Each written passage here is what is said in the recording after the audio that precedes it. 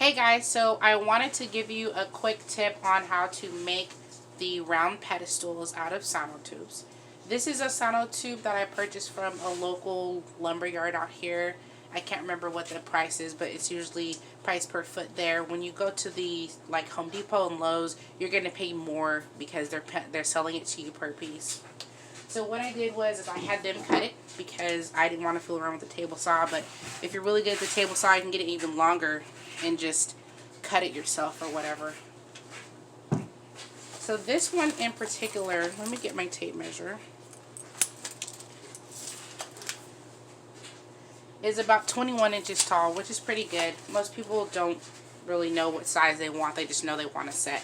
So when I sell them, I usually sell them and tell the person what they're looking for, but that's a whole nother subject. So what I did is I had the sonotube cut into two because I think I bought a couple feet and made a couple other ones out of it. And then I glued a piece of material that was actually bigger than the sonotube onto the top like this. And I used wood glue. Or you can use the Gorilla Glue. The clear one works really well. Not the one that you have to add water to and all kind of funny stuff or whatever and it foams up and things like that. But I use this for almost anything that I'm going to be gluing.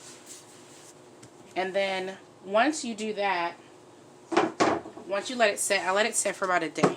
Just because I want to make sure that it's really like nothing else that's sticky or tacky or going to move on me or anything like that. And then you route it. This is a trim router. The really important thing that you got to know when you're using a trim router is this little piece right here, the bit. So this bit actually has a bead on it right here. You can see there's a bead on it. So what that does is it stops it from ripping into the actual material going outside of the circle perimeter. So this little bead is like a guide basically, you can see.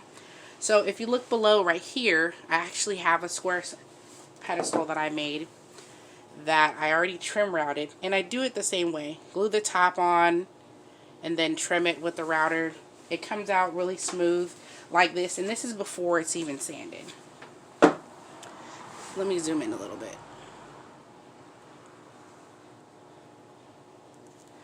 So that is the pedestal before it's sanded and just basically routed already. So in order to get these lines out of the sonotube, which a lot of your clients may not see this, but you know, if you're a maker of anything, you're going to see these little ripples in it, right? So this product right here is called Drydex. I would buy the biggest one because you never know how much of it you're going to need and you don't want to have to go back. So it actually has a dry time indicator like it says, and it turns white once it's dry. So what I did is I rubbed it all into every single seam of the ones that I made. Just all around in this little groove right here, because that's what you see after you paint it. And let me grab my sander.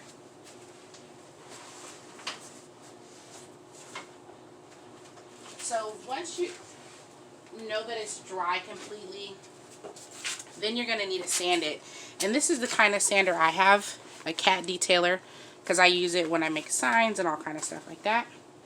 And then this is the sandpaper that you can buy for it. It comes in different grits. I usually start with the 80 or 100. This is a 220. This one's actually used for finishing, so if you want something to be smoother, you're going to use this, but I use the 80 first. So once I know that it's completely dry and everything like that, then I sand it down and get all these grooves out. But do you see this right here? How it has that weird groove on there?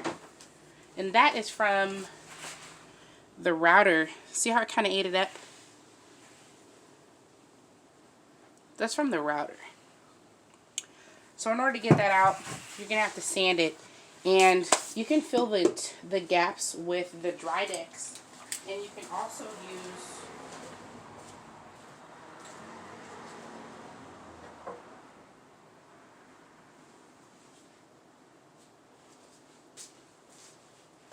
sorry about that.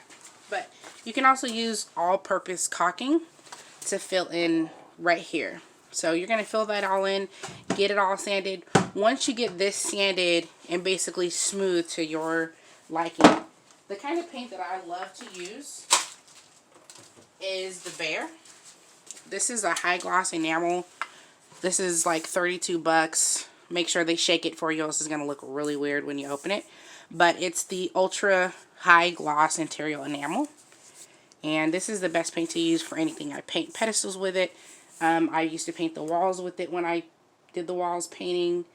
And then that's pretty much it. So I'll post a picture in the comments of my actual finished ones. This one is not finished, obviously, and I'm not going to finish it anytime soon because no one's waiting for it. So it's kind of my own project. But if you have any questions, feel free to message me. And thanks for watching.